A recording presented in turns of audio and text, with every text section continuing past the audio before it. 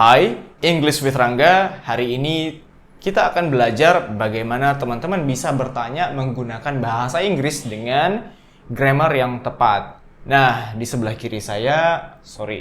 kanan saya, sekarang ada istilahnya yaitu direct questions atau bertanya secara langsung, dan di sebelah kiri saya ada indirect questions atau bertanya secara tidak langsung.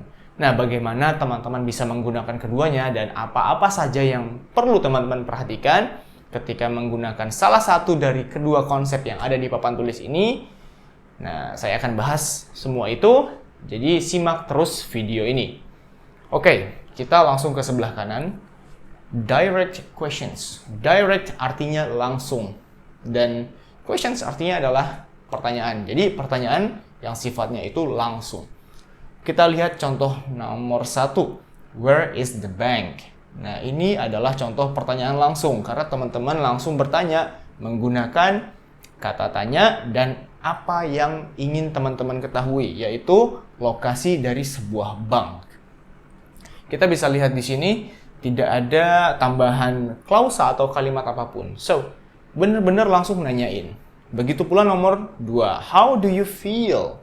Nah, jadi teman-teman langsung nanyain perasaan atau bagaimana seseorang sedang merasa tentang dirinya. Nomor 3, can I teach you? Nah, kali ini kita menggunakan modal verb can, yang artinya bisa. Jadi, bisakah saya ngajarin kamu? Lalu, apa bedanya dengan indirect questions? Nah, indirect questions adalah lawannya, yaitu pertanyaan yang tidak langsung, indirect. Tidak langsung. Oke, nomor 1. Ini saya geser dari sebelah kiri, where is the bank? Lalu saya tambahkan, do you have any idea? Jadi where is the bank-nya saya pindahin ke sini. Nah, yang perlu teman-teman yang perlu teman-teman perhatikan di sini adalah ada 2 kalimat tanya yang saya gabungkan dalam satu kalimat tanya ini. Yang pertama adalah bagian do you have any idea. Jadi saya bisa kasih tanda tanya di sini ya. Lalu di bagian kedua ada where the bank is. Loh, kok is-nya pindah ke depan? Nah, jadi menggunakan indirect questions secara teknikal, teman-teman perlu meletakkan to be-nya di akhir bagian kalimat tanyanya seperti ini. Untuk apa? Supaya teman-teman menghindari yang namanya itu double questions atau pertanyaan-pertanyaan yang ada 2 bagian di sini. Jadi indirect questions ya, tujuannya adalah meletakkan 2 pertanyaan di dalam satu kalimat tanya. Jadi kalau teman-teman letakkan is-nya di sini lagi, do you have any idea?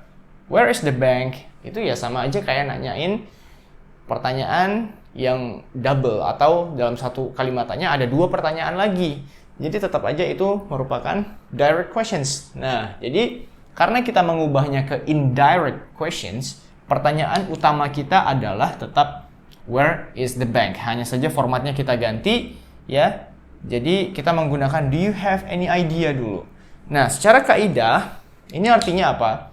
Artinya kita tidak memiliki asumsi atau kita tidak mengira-ngira kalau orang ini tahu dengan posisi atau lokasi dari bank ini. Kalau yang di sebelah kanan, where is the bank? Ini teman-teman akan punya, idea di mana teman-teman itu sudah berasumsi kalau si orang yang ditanyain ini itu tahu banknya di mana. Misalnya teman-teman nanyain sama bagian customer service di sebuah mall ya.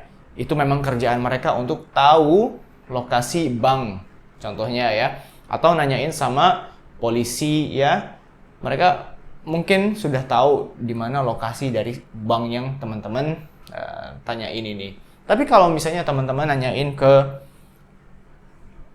seseorang yang di publik juga ya, orang-orang pada umumnya yang tidak pakai seragam atau ya turis misalnya, sama dengan teman-teman lagi jalan-jalan ke luar negeri nanyain sama turis lainnya, ya berarti teman-teman harus menghindari asumsi kalau orang ini tahu posisi bank atau lokasi banknya ada di mana. Jangan sampai teman-teman nanyain ke turis lainnya tiba-tiba where's the bank? Oh, nanti turis lainnya bilang gini, how am I supposed to know? Gimana saya bisa tahu? Saya juga baru di sini. Seperti itu kurang lebih. Jadi gunakan do you have any idea sebagai jembatan kalau teman-teman bukan seseorang yang yang menggunakan asumsinya untuk bertanya. Nah, sama nomor 2, hanya saja cara bertanyanya beda. Kita menggunakan can you tell me sebagai kalimat tanyanya. Ya, can you tell me? Hapus ini how you feel, bukan how do you feel again. Kita hapus do-nya ya. Kalau menggunakan kata bantu do ini dihapus. Ya. Tinggal dibuat seperti ini saja. How you feel. Jadi bahasa Indonesianya adalah, bisa nggak kasih tahu saya kamu perasaannya gimana? Kurang lebih seperti itu. Lanjut lagi nomor 3. You know that I can teach you, right? Nah, ini adalah contoh cara bertanya yang lebih santai. Jadi kalau misalnya biasanya kita nanyanya dengan do di awal ya, do you know that I can teach you? Ya, bisa seperti itu. Tapi teman-teman juga boleh bertanya dengan format atau bentuk seperti ini. Kamu tahu kan, aku bisa aja ngajarin kamu. Jadi right ini kayak tambahan kata kan dalam bahasa Indonesia. Kamu tahu kan kalau saya bisa ngajarin kamu. Kurang lebih seperti itu. Kalau teman-teman cek lagi nomor 1 ya, ini juga bisa dibuat lebih santai. Ya, jadi hapus aja bagian do you have any ini ya. Oh, sorry.